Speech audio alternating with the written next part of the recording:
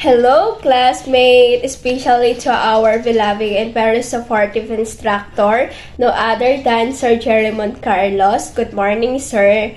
So, this morning, I will going to recite my insight learning from Module 7 to Module 9. So, first, in Module 7, it's all about understanding the individual as client.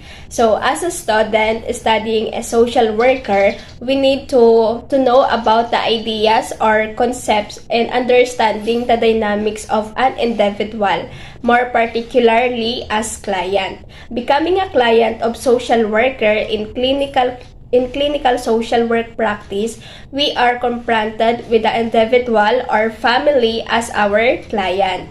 Accordingly, the road to childhood only begins with someone become aware to some issues in their lives which they see as a problem needing solution.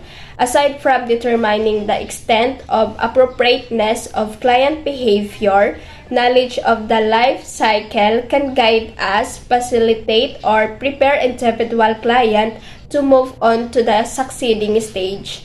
It is also important to remind us that the use of the life cycle will also help us in our work with the families because the various members of the family are at a different point in the life cycle. The social worker, through this matter, can organize her thoughts about the family member and the physical, psychological, social, and spiritual needs associated with a particular stage of life.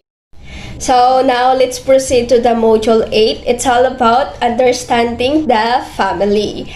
So culturally, many of our clients define their family as based on their traditional concept and orientation.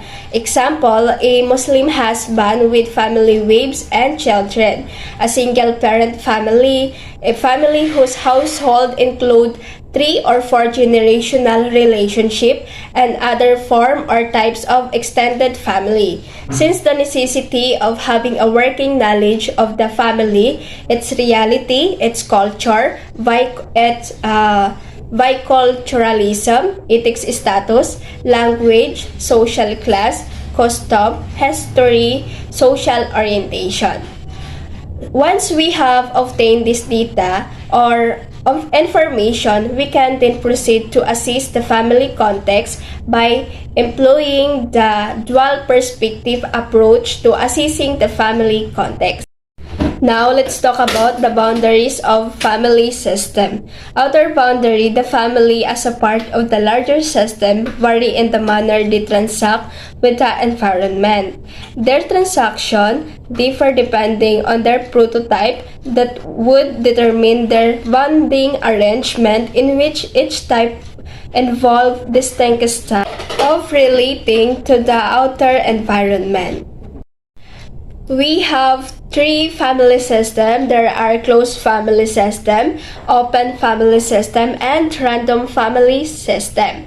So when we say closed family system, it is usually characterized by strict regulation, limiting transaction with the external environment. While when we say open family system, some of its features are having numerous guests at the home, visiting with friends, participating in community affairs, permitting free information exchange with minimal censorship of the media, and etc.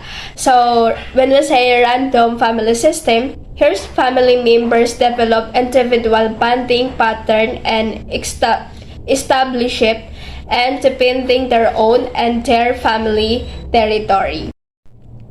So now, let's proceed to the module 9. It's all about the psychosocial approach. So what is the focus of psychosocial approach?